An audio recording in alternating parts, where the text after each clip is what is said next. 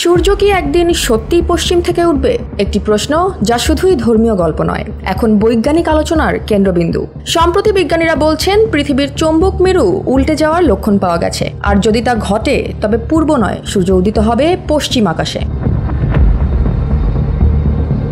শুধু ধর্মীয় ভবিষ্যৎবাণী নয়, এটা এখন বিজ্ঞানের সম্ভাব্য সতর্কবার্তা। এক গবেষণা বলছে পৃথিবীর চৌম্বক ক্ষেত্র গত 200 বছরে 15% দুর্বল হয়ে পড়েছে। এ ধরনের দুর্বলতা ইতিহাসে দেখা গেছে, যার পরে ঘটেছে চৌম্বক মেরুর বিপরীত সঞ্চালন, যা শেষবার ঘটেছিল প্রায় 7,80,000 বছর আগে। যদি চৌম্বক মেরু উল্টে যায়, উত্তর মেরু যাবে দক্ষিণে আর দক্ষিণ উঠবে উত্তরে, আর তখন সূর্য পূর্ব থেকে নয়, উঠতে পারে পশ্চিম আকাশে। এর ফলে কি হতে পারে? চুম্বক ক্ষেত্র দুর্বল হলে পৃথিবী পড়বে মহাবিপদে।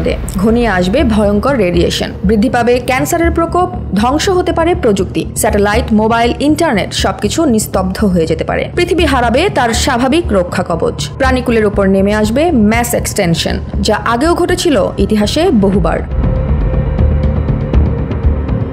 এমন সময় বিজ্ঞান ও ধর্ম যেন একসাথে দাঁড়িয়ে একই সতর্কবার্তা দিচ্ছে। পবিত্র ইসলাম ধর্মে মহানবী হযরত মুহাম্মদ সাল্লাল্লাহু আলাইহি ওয়াসাল্লাম 1400 বছর আগে বলেছিলেন, পশ্চিম থেকে সূর্য ওঠা হবে কিয়ামতের অন্যতম বড় আলামত। যেদিন তা ঘটবে, ঈমান আনা আর তওবা কবুল ব্যর্থ হয়ে যাবে।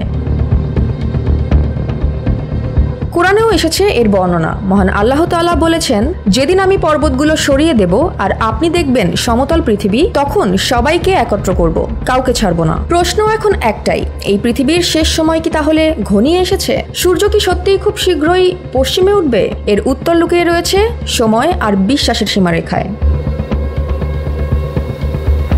Jaya Hasan, NPB news.